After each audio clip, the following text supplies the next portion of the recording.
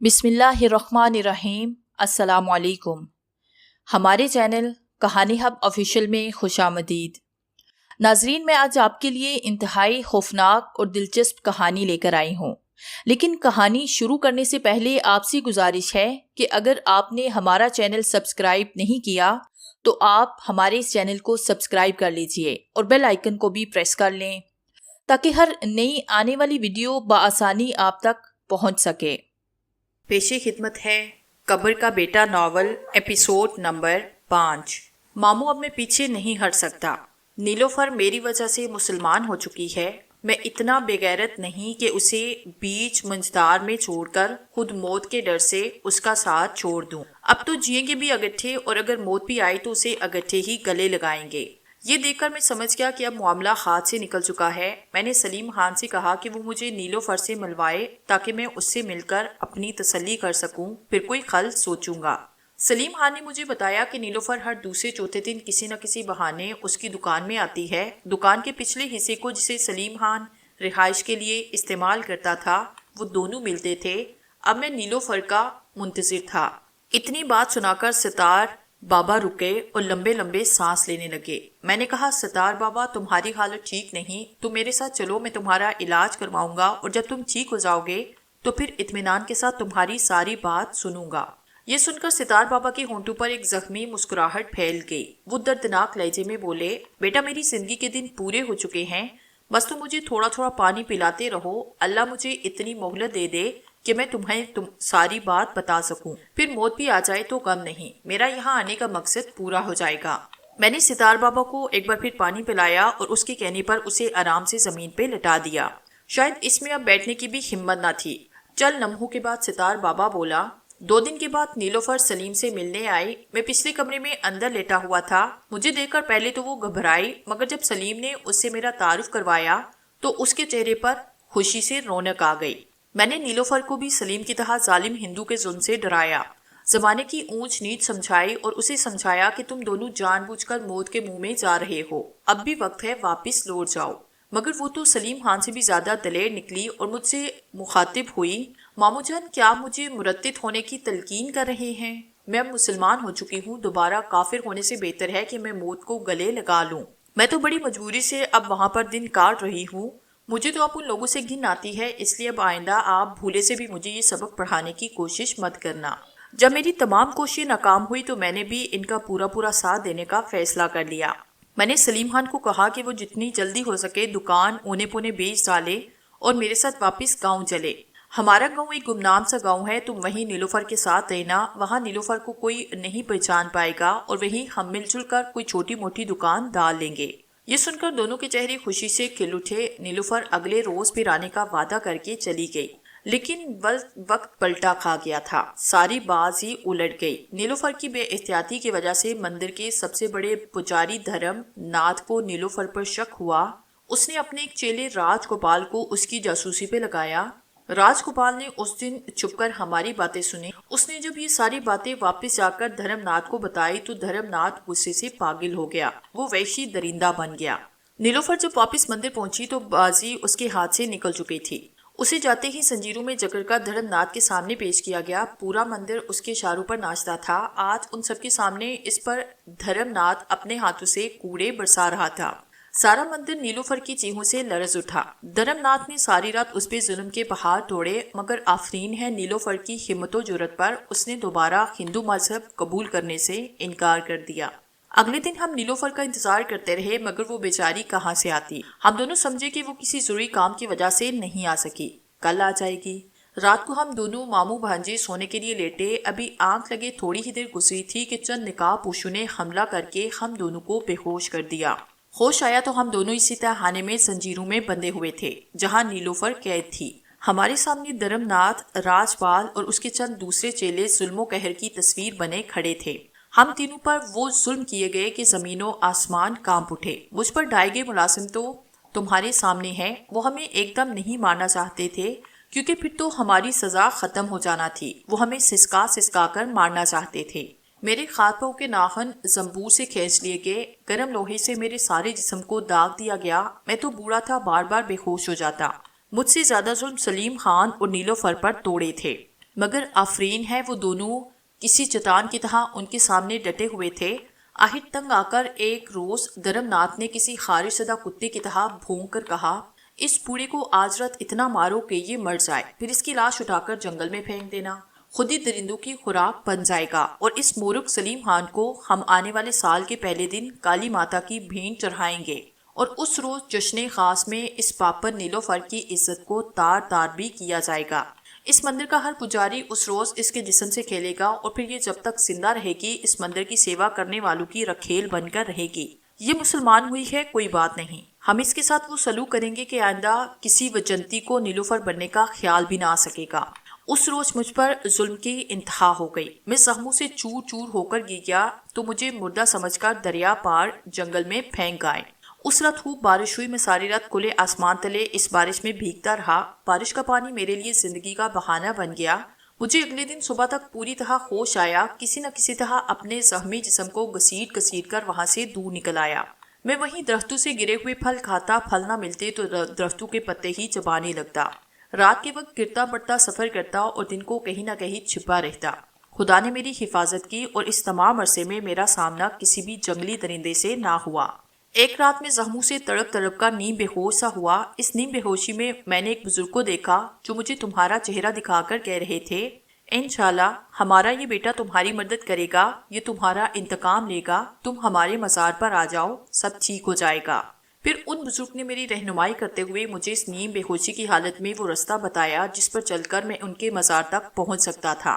کچھ دیر بعد دن کی سفیدی نمودار ہوئی تو مجھے بھی پوری طرح سے ہوش آیا۔ مجھے وہ سب باتیں اچھی طرح سے یاد تھی۔ میں نے رو رو کر خدا سے دعا مانگی کہ وہ مجھے مرنے سے پہلے اس جگہ پر پہنچا دے جہاں مجھے ان بزرگ نے پہنچنے کو کہا تھا، اور پھر خدا نے بھی میری فریاد سن لی۔ میں تقریباً 10 دن تک اسی جنگل میں چلتا رہا، چلتا کیا رہا، خود کو گھسیٹتا رہا۔ بزرگ کے بتائے ہوئے راستے کو میں نے اچھی طرح سے ذہن نشین کر لیا۔ بس انہی نشانیوں کو دیکھ کر میں کل رات یہاں پہنچا۔ یہاں آتے آتے میرے زخم بری طرح بگڑ چکے تھے، مگر میں نے اللہ کا لاکھ لاکھ شکر ادا کیا کہ میں اپنی منزل پر پہنچ چکا تھا۔ میں کل صبح سے تمہیں پکار رہا تھا، خدا سے دعا کرتا، ان بزرگوں سے فریاد کر رہا تھا کہ اب کسی طرح میری پکار تم تک پہنچ جائے۔ شکر ہے کہ تم نے میری پکار سن لی۔ یہ کہہ کر ستار بابا نے پانی کی طرف اشارہ کیا۔ ان کی حالت اب خطرناک حد تک خراب ہو چکی تھی۔ میں بڑے ہی دکھ سے انہیں دیکھ رہا تھا۔ وہ پانی پی کر جلدی جلدی مجھے باقی داستان سنانے لگا۔ شاید اسے یہ احساس ہو گیا تھا کہ اب اس کی سانس بہت کم رہ گئے ہیں۔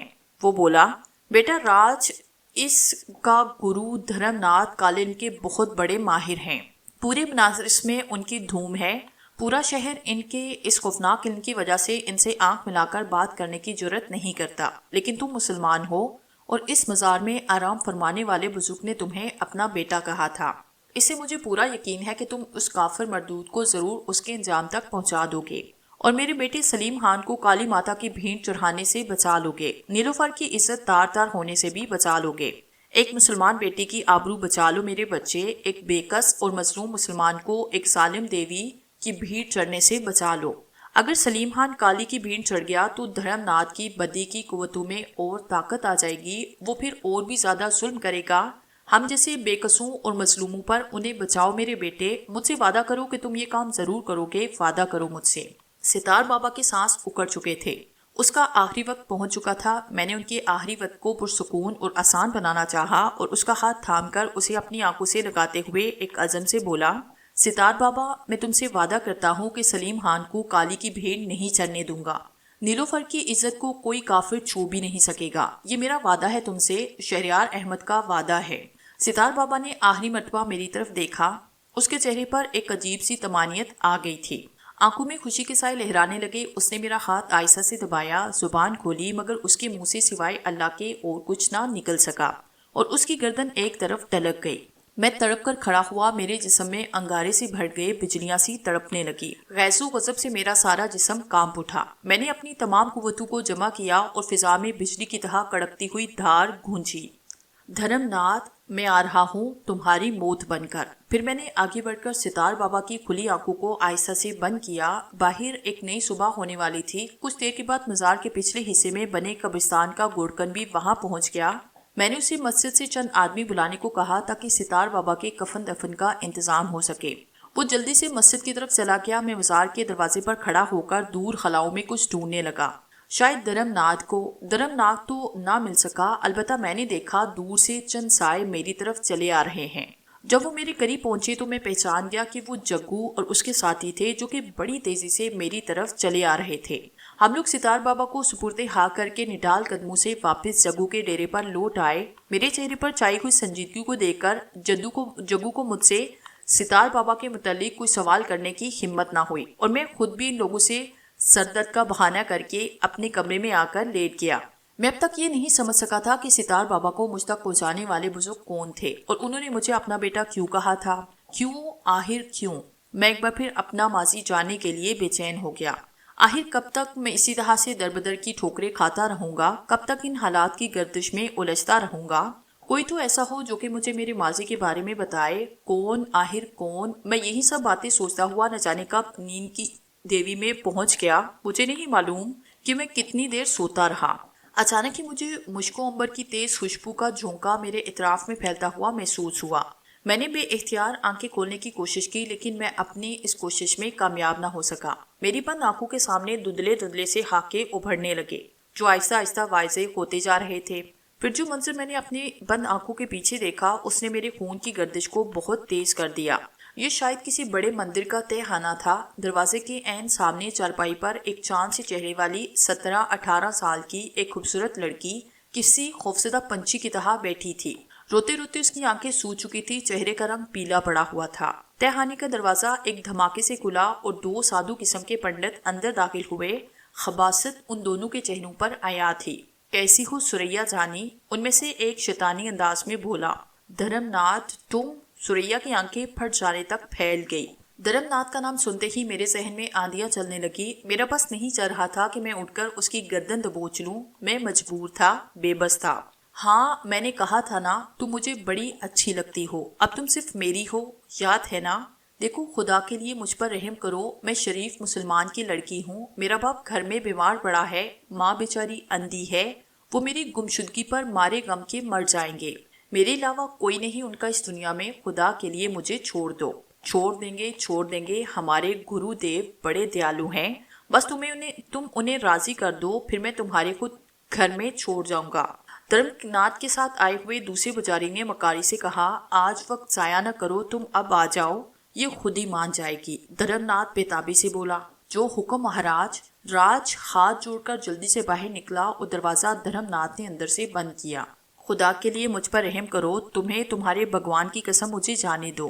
سریا دھرم ناتھ کو آگے بڑھتا دیکھ کر خوف سے بولی، رحم بھی کروں گا اور جانے بھی دوں گا، مگر پہلے میرے دل کی اچھا تو پوری کرو میری رانی۔ دھرم ناتھ اسے اپنے بازو کے مضبوط حلقے میں لیتا ہوا بولا، نہیں، میں جان دے دوں گی، مگر تمہاری یہ شیطانی خواہش کبھی پوری نہ ہونے دوں۔ سریا نے پوری طاقت سے دھرم ناتھ کو پرے دھکا دیتے ہوئے کہا۔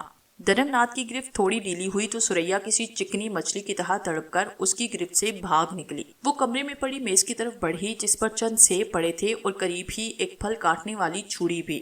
اس نے تیزی سے وہ چھری پکڑی اور چیخ کر دھرم ناتھ سے بولی، جو دوبارہ اس کو پکڑنے کے لیے اس کے قریب پہنچ چکا تھا، میرے قریب مت آنا شیطان کی اولاد، ورنہ کیا کرو گی؟ مجھے قتل کرو گی اس چھری سے؟ وہ کسی درندے کی طرح کہکہا لگا کر بولا، نہیں، میں اپنی جان دے دوں گی۔ سریا رو کر بولی۔ اس نے چھری اپنی شیرک پر رکھی۔ یہ دیکھ کر دھرم ناتھ وہاں بھی رک گیا۔ اس کی آنکھوں سے بے پناہ غصہ چھلک رہا تھا۔ وہ ایک مرتبہ پھر چند قدم آگے بڑھا۔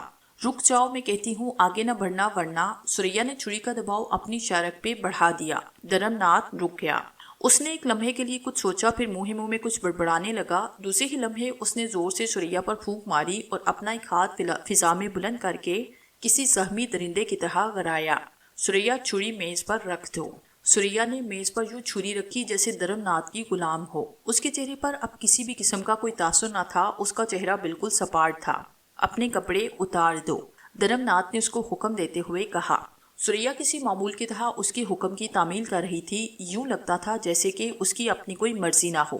وہ ہر حکم کسی روبوٹ کی طرح مان رہی۔ چارپائی پر لیٹ جاؤ، دھرم ناتھ نے اگلا حکم دیا۔ سریا نے حکم کی تعمیل کی اور پھر دھرم ناتھ کے اگلے تمام حکم کی تعمیل ہوتی گئی۔ ظالم درندے نے ایک معصوم کی عزت تار تار کر دی۔ ایک مسلمان بیٹی ایک کافر کے ہاتھوں لٹ گئی، مگر وہ بے بس تھی۔ ایک ظالم کے سحر نے اسے بے بس کر دیا تھا۔ وہ ایک بے غیرت کی معمول بن گئی تھی۔ نہ آسمان اس کی بے بسی پر رویا اور نہ ہی زمین لرزی۔ کچھ بھی نہ ہوا، بس وہ لٹ گئی۔ دھرمناتھ تھکے تھکے انداز میں اٹھا۔ اس نے کپڑے پہنے اور چارپائی پر لیٹی ایک بے حس لاش کی طرح پڑی ہوئی سریا کی جانب دیکھا، پھر بڑے پر اسرار انداز میں بولا، اٹھو سریا، کپڑے پہنو اور سیدھی مندر کے پاس بہنے والے دریا کے پل پر چلی جاؤ۔ پل پر پہنچ کر دریا میں کود جاؤ، یہ میرا حکم ہے، اس کی تعمیل کرو۔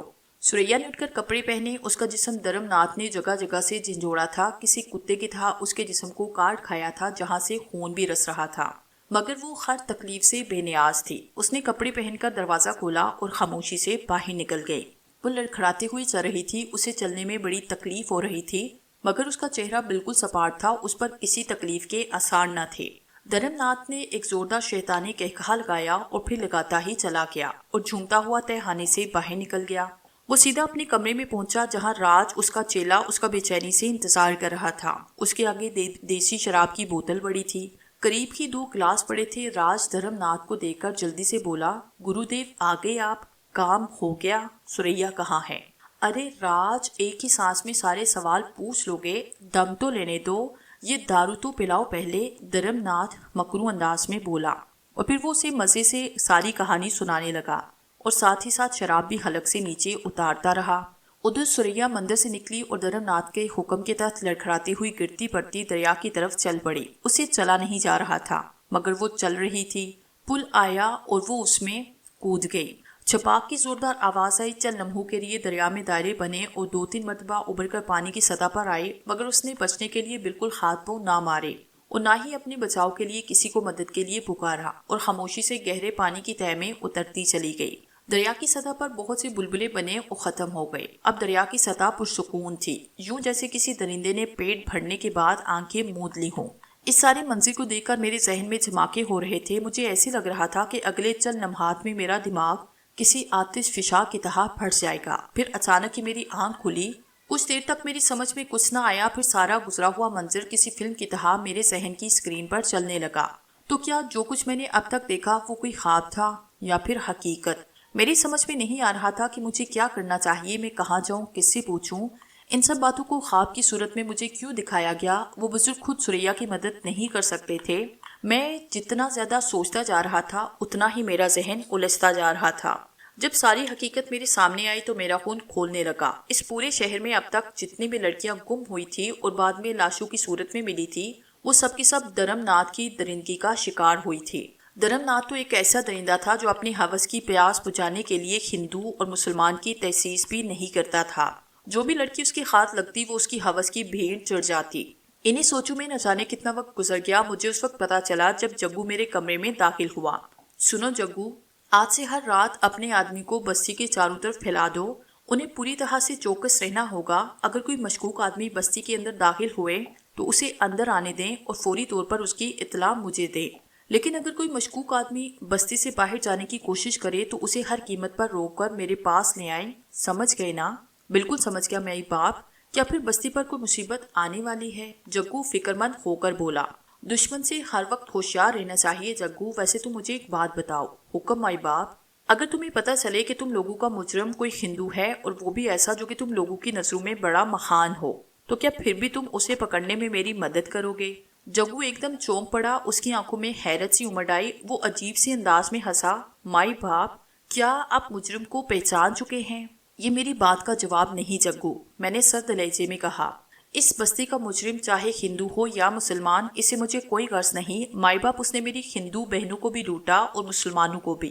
اس سے مجھے کوئی فرق نہیں پڑتا کہ وہ کون ہے، میں تو بس یہ جانتا ہوں کہ وہ ہم سب کا مجرم ہے، ظالم ہے، اور ظالم کو اس کے ظلم کی سزا ضرور ملنی چاہیے۔ شاباش جگو، مجھے تم سے یہی امید تھی۔ اب تمہارا مجرم بہت جلد پکڑا جائے گا۔ آپ نے میری بات کا جواب نہیں دیا مائی باپ۔ ہاں جگو، میں مجرم کو پہچان چکا ہوں، لیکن ابھی بتاؤں گا نہیں، وقت آنے پر تمہیں سب پتہ چل جائے گا۔ ٹھیک ہے مائی باپ، جو تم مناسب سمجھو۔ جگو ہاتھ جوڑ کر بولا۔ اب ناشتے کے بارے میں کیا خیال ہے؟ ناشتہ ضرور کروں گا، مگر ذرا جلدی انتظام کرو۔ جگو فوراً کمرے سے نکل گیا۔ شام کے سائے پھیلتے ہی جگو کے حکم پر اس کے سارے آدمی بستی کے چاروں طرف پھیل گئے۔ میں اور جگو کمرے میں بیٹھے آپس میں باتیں کر رہے تھے۔ باتیں کرتے ہوئے کافی دیر گزری۔ اس وقت تقریباً 9 بجے کا وقت تھا۔ اچانک جگو کا ایک ساتھی گھبرایا ہوا کمرے میں آیا۔ اس نے آتے ہی کہا، جگو، استاد انسپیکٹر ونود اور تھانے کا نیا SHO بستی میں آئے ہیں اور ان کا رخ ہمارے ڈیرے کی طرف ہے۔ جگو یہ اطلاع سن کر پریشان ہوا۔ میں نے اسے تسلی دیتے ہوئے کہا، گھبراؤ نہیں جگو، ہم مجرم تو نہیں، اس لیے ہمیں پولیس سے خوفزدہ ہونے کی کوئی ضرورت نہیں۔ آؤ ہم خود باہر چل کر ان لوگوں سے ملتے ہیں۔ یہ کہہ کر میں اور جگو دونوں کمرے سے نکل کر میدان میں آئے۔ اتنے میں ڈیرے کے دروازے سے انسپیکٹر اور SHO داخل ہوا۔ ان کی جیپ ڈیرے سے کچھ فاصلے پر کھڑی تھی۔ پولیس کو ڈیرے میں داخل ہوتا دیکھ کر باہر کافی لوگ جمع ہو گئے۔ وہ دونوں ہمیں اپنی طرف بڑھتا دیکھ کر وہیں رکے۔ انسپیکٹر نے جگو کی طرف اشارہ کرتے ہوئے SHO کو بتایا، سر یہ جگو ہے۔ سلام صاحب۔ جگو نے ہاتھ جوڑ کر ان دونوں کو سلام کیا۔ SHO نے سر ہلا کر اس کے سلام کا جواب دیتے ہوئے میری طرف اشارہ کیا، یہ کون ہے؟ میرا نام شہریار احمد ہے، ویسے لوگ مجھے شیرو کہتے ہیں۔ میں نے SHO کی طرف مصافحے کے لیے ہاتھ بڑھایا، شیرو یا شیرو دادا؟ SHO نے طنزیہ انداز میں کہتے ہوئے میرا ہاتھ تھام کر دبانے کی کوشش کی، مگر یہ میرا ہاتھ تھا۔ شہریار احمد کا ہاتھ مجھ پر اس کی مضبوط گرفت بے اثر ہی رہی۔ یہ تو لوگوں کی محبت ہے آفیسر، اب میں ان کی محبت کو کیسے ٹھکرا سکتا ہوں؟ میں نے مسکراتے ہوئے کہا، تمہیں اس سے پہلے یہاں دیکھا نہیں، کہاں سے آئے ہو تم؟ اس بستی کے رہنے والے تو نہیں ہو؟ ونود نے مجھے غور سے دیکھتے ہوئے کہا، آپ بالکل ٹھیک سمجھے آفیسر، میں بمبئی سے آیا ہوں۔ اچانک میں نے دونوں آفیسرز کی پشت پر کچھ فاصلے پر اندھیرے میں جگنو چمکتے دیکھے، پھر ڈس ڈس کی زوردار آواز نے مجھے حرکت پہ آنے پر مجبور کیا۔ میں بجلی کی تیزی سے اپنی جگہ سے اچھلا اور دونوں آفیسر کو لیتا ہوا زمین پر گرتا چلا گیا۔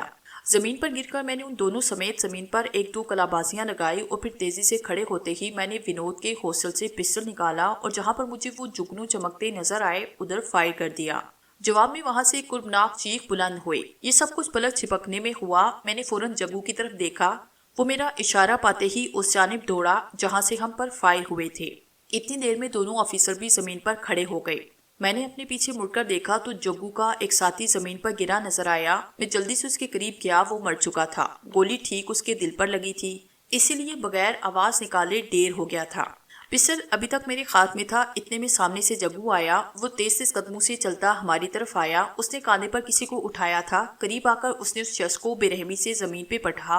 وہ اوندے منہ زمین پر گرا۔ میں نے ایک زوردار ٹھوک کر اس کی پسلیوں میں رسید کی۔ وہ بلبلا کر سیدھا ہوا۔ اس کا چہرہ سامنے آیا تو دونوں آفیسرز کی زبان سے بیک وقت نکلا، کھنا تم؟ وہ دونوں حیرت سے اسے دیکھ رہے تھے۔ میری چلائی ہوئی گولی اس کے سینے میں لگی تھی، اس کا سفید کرتا خون سے لت پت تھا۔ آپ جانتے ہیں اسے آفیسر؟ میں نے چونک کر کہا، ہاں یہ غدار ہمارے ہی تھانے کا SSI ہے۔ ونود، اسے فوراً ہاسپٹل پہنچانے کا انتظام کرو، اسے مرنا نہیں چاہیے، مجھے اسے بہت کچھ پوچھنا ہے، جلدی کرو۔ SHO نے سخت لہجے میں ونود سے کہا۔ یس سر۔ ونود بھاگ کر اپنی جیب کے پاس پہنچا، جیپ سٹارٹ کی۔ میرے اشارے پر جگو نے کھنا کو اٹھایا اور لے جا کر جیپ میں ڈال دیا۔ SHO کے کہنے پر جگو بھی ونود کے ساتھ ہی جیپ میں بیٹھ گیا، ساتھ ہی جگو کے ساتھی کی لاش بھی جیپ میں رکھ دی۔ جیپ کھنا کو لے کر تیزی سے ہاسپٹل کی جانب چل پڑی۔ تھینک یو شیرو دادا، تم نے 2 پولیس آفیسر کی جان بچا کر بہت بڑا کارنامہ انجام دیا۔ اس سے یہ بھی پتہ چل گیا کہ تم ایک اچھے انسان نہیں بلکہ مجرموں سے نفرت بھی کرتے ہو۔ مجھے خان کہتے ہیں، میں تمہارا یہ احسان ہمیشہ یاد رکھوں گا۔ یہ کہتے ہوئے خان نے دوسری کا ہاتھ میری طرف بڑھایا جسے میں نے گرم جوشی سے تھام لیا۔ پھر میں نے کہا، آئیے خان صاحب، اندر کمرے میں بیٹھ کر بات چیت کرتے ہیں۔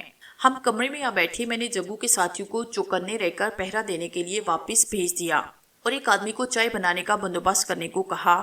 خان نے بات شروع کرتے ہوئے کہا، دیکھو شیرو دادا، اگر تم جیسا ایماندار اور ذہین شخص ہماری مدد کرے تو ہم دونوں میں اس مجرم کو گردن سے پکڑ سکتے ہیں۔ ویسے تو میں مجرم کو کچھ پہچان چکا ہوں، مگر ابھی اس کے خلاف میرے پاس کوئی ثبوت نہیں، اس لیے میں اس پر ہاتھ نہیں ڈال سکتا۔ یہ بات سن کر میں چونک پڑا۔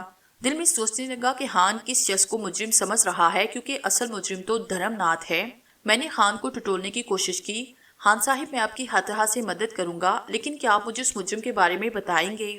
ابھی نہیں شیرو دادا، ابھی میں اس کا نام نہیں لے سکتا، کیونکہ وہ بہت بڑی مذہبی شخصیت ہے۔ اگر بات لیک آؤٹ ہو گئی تو بہت سارے مسائل کھڑے ہو جائیں گے۔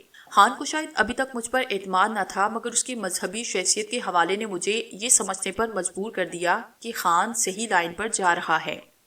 اس لیے میں نے خان کو اعتماد میں لینے کا فیصلہ کیا۔ جگو کا ساتھی چائے وغیرہ رکھ کر چلا گیا۔ میں نے اپنا کپ اٹھاتے ہوئے بڑے غور سے خان کی طرف دیکھا اور معنی خیز انداز میں بولا، اگر میں غلط نہیں کہہ رہا تو آپ کا اشارہ یقیناً کالی کے مندر کے مہا پجاری دھرم ناتھ کی طرف ہے۔ میں نے ٹھیک کہا نا خان صاحب؟ میری بات سن کر خان حیرت سے اچھلا۔ اس نے بڑی حیرانی سے میری طرف دیکھا اور تحسین آمیز انداز میں کہنے لگا، ونڈرفل! میں حیران ہوں کہ بقول تمہیں یہاں آئے ہوئے ابھی ایک ہی دن ہوا اور تم نے اتنی جلدی یہ بات کیسے معلوم کر لی؟ تم نے ٹھیک سمجھا، میرا اشارہ یقیناً دھرم ناتھ کی طرف ہے۔ لیکن کیا تم مجھے بتاؤ گے کہ تمہیں دھرم ناتھ پر کیسے شک ہوا؟ میں نے مسکرا کر خان کو کہا اور پھر بڑے اطمینان سے بولا، دیکھیے خان صاحب، ہم دونوں مسلمان ہیں اور ایک مسلمان دوسرے مسلمان کو دھوکہ نہیں دیتا، اس لیے پہلے ہم دونوں کو ایک دوسرے پر ایمانداری سے اعتماد کرنا ہوگا، ایک دوسرے کو اپنا بھائی سمجھ کر بات کرنی ہوگی، تبھی بات آگے بڑھے گی۔ تم نے ٹھیک کہا، میں ایک مسلمان ہونے کی حیثیت سے تم پر اعتماد کرتا ہوں اور تمہیں اپنا رازدار بھی بناؤں گا شیرو دادا۔ شیرو دادا نہیں، میرا نام شہریار احمد ہے۔ اس کے بعد میں نے اسے مختصر انداز میں دھرم ناتھ کے متعلق ساری کہانی سنائی اور پھر اسے اپنے بارے میں سب کچھ بتایا۔ انسپکٹر خان حیرت سے آنکھیں پھاڑے میری کہانی یوں سن رہا تھا جیسے میں کوئی الف لیلا کا کردار ہوں، مگر اسے میری بتائی ہوئی باتوں کا یقین کرنا پڑا کیونکہ میری کوئی بھی بات خصوصاً دھرم ناتھ کے متعلق غلط نہ تھی۔ حیرت انگیز! مجھے یوں لگ رہا ہے جیسے کہ میں کوئی پراسرار کہانی سن رہا ہوں، جیسے کوئی دیوتاؤں کے دور کی کہانی۔ تاہم مجھے یقین ہو گیا کہ تم اس کافر کے بچے کو ضرور اس کے انجام تک پہنچا دو گے اور اسے آپ خوفناک سزا بھی دو گے۔ خان کے لہجے میں اب میرے لیے احترام کے پہلو نمایاں تھا۔ پھر اس نے مجھے بھی اپنی تفتیش کی ساری کہانی سنائی۔ ویسے میں آپ کا نشانہ دیکھ کر بہت حیران ہوں، اندھیرے میں اس قدر سچا نشانہ لگانا ناممکن سی بات ہے۔ یقیناً اس میں بھی آپ کی ہی اس پراسرار صلاحیتوں کا دخل ہوگا۔ میں خان کی بات پر صرف مسکرا کے رہ گیا۔ اچھا تو اب مجھے مشورہ دے کہ مجھے کیا کرنا چاہیے؟ کیا مجھے مندر پر چھاپا مار کر سلیم اور نیلوفر کو برآمد کر لینا چاہیے اور ان کے اغوا کرنے کے مجرم میں دھرم ناتھ کو گرفتار کر لینا چاہیے؟ خان میری پراسرار صلاحیتوں کے بارے میں جان کر اب بالکل بچوں کی طرح مجھ سے رہنمائی مانگ رہا تھا۔ نہیں خان صاحب، آپ کا مندر پہ چھاپا مارنا آپ کے لیے خطرناک بھی ہو سکتا ہے۔ دھرم ناتھ بڑا کمینہ شیطان ہے، وہ آپ کے مسلمان ہونے کا ناجائز فائدہ اٹھا سکتا ہے اور اس واقعے کو مذہبی رنگ بھی دے سکتا ہے۔ ویسے بھی آپ کے افسران آپ کو اس ریڈ کی اجازت نہیں دیں گے، وہ جانتے ہیں کہ ایسا کرنے سے سادہ لوگ حکومت کے خلاف بھی ہو سکتے ہیں، اس لیے فی الحال آپ مجرم کی نگرانی پر اکتفا کیجیے اور باقی میں جانوں اور دھرم ناتھ جانے۔ لیکن مجھے تو ابھی اپنے افسران کو رپورٹ کرنی ہے، اس کا کیا ہوگا؟ خان فکر مند ہو کر بولا، آپ پریشان نہ ہوں، آپ کی جواب طلبی ہونے سے پہلے ہی میں دھرم ناتھ کو بے نقاب کر دوں گا، اس نے عجیب سے انداز میں کہا۔ اس پر خان مطمئن ہو کر بولا، ٹھیک ہے شہریار، میں آپ کی ہدایت پر پوری طرح عمل کروں گا۔ شہریار نہیں، میں یہاں پر شیرو دادا ہوں، یاد رکھیے۔ میں نے مسکرا کر اسے یاد دلایا، او سوری، آئندہ یاد رکھوں گا، اجازت دے، مجھے ہاسپٹل جانا ہے۔ اس خرامی کی اولاد کھنا کو بھی دیکھنا ہے، خدا کرے وہ زندہ بچ جائے، وہ بڑا اہم مہرہ ہے۔ دھرم ناتھ کا خان کھڑا ہو کر بولا، بالکل ٹھیک ہے، آپ جائیں، پھر ملاقات ہوگی۔ میں نے خدا حافظ کہتے ہوئے خان کی طرف ہاتھ بڑھایا۔ خان نے میرا ہاتھ گرم جوشی سے دبا کر خدا حافظ کہا اور کمرے سے باہر نکل گیا۔ دروازے پر کھڑا جگو جو ابھی ابھی واپس پہنچا تھا، حیرت سے کبھی مجھے اور کبھی خان کو دیکھنے لگا۔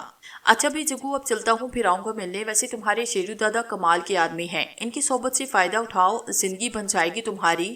خان جگو کے کندھے پر ہاتھ مارتا ہوا باہر نکل گیا۔ ارے مائی باپ، یہ کیا جادو کر دیا! اتنے ظالم اور سخت افسر کو ایک دم موم بنا دیا، واہ کمال ہو گیا!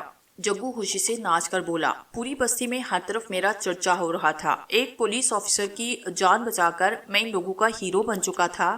جگو کا ڈیرا اس وقت کسی جلسے گاہ کا منظر پیش کر رہا تھا، سب لوگ میری طرف متوجہ تھے، دور کھڑے لوگ اچھل اچھل کر مجھے دیکھنے کی کوشش کر رہے تھے۔ جگو نے پوری بستی میں مجھے سپرمین مشہور کر دیا، اس نے لوگوں کو پوری طرح سے یقین دلایا کہ شیرو دادا بہت جلد بستی کی قتل ہونے والی لڑکیوں کے قاتل کو کیفے کردار تک پہنچا دے گا۔ اگلے دن کی اخبار نے خان کی جان بچانے والے واقعے کو بڑی نمایاں سرخی کے ساتھ شائع کیا۔ اس طرح صرف ایک دن اور ایک رات میں پورے بنارس میں میری دھوم مچ گئی۔ یہ اس سے اگلی رات کا واقعہ ہے۔ میری ہدایت پر جگو کے ساتھی اپنی اپنی جگہ پر چوکنے ہو کر پہرا دے رہے تھے۔ میں دھرم ناتھ جیسے مجرم کی فطرت جان گیا تھا، مجھے پتا تھا کہ اسے ہر دوسرے تیسرے دن ایک نئی لڑکی کے ساتھ رات گزارنے کی عادت پڑ چکی ہے، اور اب اسے آخری لڑکی کے ساتھ زیادتی کیے ہوئے کئی دن گزر چکے تھے۔ میں جانتا تھا کہ وہ کسی نئے شکار کے لیے بری طرح بے چین ہوگا اور اس کے لیے وہ کسی بھی انتہائی اقدام سے گریز نہیں کرے گا۔ ابھی میں اپنی سوچوں میں گم تھا کہ رینوکا دیوی کی سرگوشی سنائی دی۔ کیا بات ہے، بڑے پریشان لگ رہے ہو؟ تم کیوں آئی؟ میرا لہجہ ایک دم تل ہو گیا. کیا مجھ سے ناراض ہو؟ نہیں، بہت خوش ہوں تم سے. جاؤ دفع ہو جاؤ یہاں سے. میرا لہجہ تل ہی تھا. شہریار، میں جانتی ہوں کہ اب تک تمہارے ساتھ کیا بیتی، مگر یقین کرو میں خود بھی مجبور تھی. رینوکا دیوی کا لہجہ ندامت آمیز تھا. تم شاید دھرم ناتھ کی وجہ سے پریشان ہو. ہاں، اس کافر کے بچے نے اس بستی پر بڑے ظلم کیے. اب میں نہیں چاہتا کہ اس بستی پر مزید کوئی ظلم کرے. سنو شہریار، آج کی رات دھرم ناتھ کے آدمی اس بستی پر شب خون مارنے کا ارادہ رکھتے ہیں. اس کے علاوہ ان کا دوسرا گروہ ایک 2 روز کی بستی میں بھی جانے والا ہے. میں تیزی سے اٹھ کر کھڑا ہوا. شہریار، میں جا رہی ہوں، اب تمہارے پاس آتی جاتی رہوں گی. رینوکا چلی گئی. میں نے فوراً جگو کو بلایا. اسے ساتھ لے کر خود بھی بستی کا چکر لگانے نکل پڑا. جگو کے آدمی اپنی جگہ پر ہوشیاری سے پہرا دے رہے تھے. مجھے آتا دیکھ کر وہ بھی مستعد ہو گئے. وہ دوسروں کی نظر سے پوری طرح چھپے ہوئے تھے. کوئی آنے جانے والا ان کی نظر سے نہیں بچ سکتا تھا. میں انہیں پوری طرح سے ہوشیار رہنے کا کہہ کر خود ڈیرے پر واپس آیا. رات آدھی سے زیادہ گزر چکی تھی. میں بے چینی سے دھرم ناتھ کے آدمیوں کا منتظر تھا. جگو میرے قریب بیٹھا تھا. کمرے سے باہر 2 مسلح آدمی بڑی مستعدی سے پہرا دے رہے تھے. وہ گاہے بہاہے کمروں کے آس پاس چکر لگا رہے تھے. اچانک جگو کہنے لگا، مائی باپ، رات کافی گزر گئی، آپ کو آرام کرنا چاہیے. میرا خیال ہے کہ وہ لوگ آج نہیں آئیں گے، اور پھر میں تو جاگ رہا ہوں، آپ تھک جائیں گے. میں نے چونک کر کہا، نہیں جگو، میں اتنی جلدی تھکتا نہیں. 1 رات تو کیا، میں 10 راتیں بھی مسلسل جاگ سکتا ہوں. رہی بات ان لوگوں کے آنے کی، تو میں نے کہہ دیا نا، وہ آج رات ضرور آئیں گے. آپ اتنے یقین سے کیسے کہہ سکتے ہیں مائی باپ؟ کیا کوئی مخبری ہے؟ جگو حیرت سے بولا. یہ بھی تمہیں جلدی پتہ چل جائے گا کہ مجھے اتنا یقین کیوں ہے ان کے آنے کا. میں نے مسکرا کر کہا، ارے مائی باپ، اپنے بچہ لوگ سے کاہے کو چھپانا ہے رے؟ اپن تو تمہارا غلام ہے، کیا بھروسہ نہیں ہم پہ؟ او جگو، میں نے ہنس کر اس کا شانہ ہلایا. بے وقوفی کی باتیں مت کرو، مجھے تم پر بھروسہ ہے. دراصل ہر بات بتانے کا ایک وقت ہوتا ہے. اب اگر تم ضد کرتے ہو تو سنو. خدا تعالیٰ نے مجھے بہت سی صلاحیتیں دی. انہی سے کام لے کر میں نے پتہ چلایا کہ مجرم کے ساتھی آج رات اس بستی کی کسی نہ کسی لڑکی کو اغوا کرنے کی کوشش ضرور کریں گے. مگر دیکھو، اب مجھ سے مجرم کا نام پوچھنے مت بیٹھ جانا، کیونکہ وہ میں آج نہیں بتاؤں گا، سمجھے؟ جگو حیرت سے منہ پھاڑے میری بات سن رہا تھا. میری بات ختم ہوتے ہی جلدی سے میرے پاؤں پکڑ کر بولا، سمجھ گیا مائی باپ، بالکل سمجھ گیا. اب پتہ چلا جگو کو کہ ایسی مار نہیں پڑی. جگو کو تم جیسا آدمی ہی مار سکتا ہے. اپو نے تم کو ٹھیک 16 آنے مائی باپ بولا. اچھا، اب ذرا چائے منگواؤ، میں نے مسکرا کر کہا. لو رامو، چائے لا، فرسٹ کلاس چائے، ذرا جلدی کر، وہ کڑک کر بولا. ابھی لایا استاد، رامو نے بڑی پھرتی سے دروازے سے جھانک کر کہا، اور فوراً ہی غائب ہو گیا.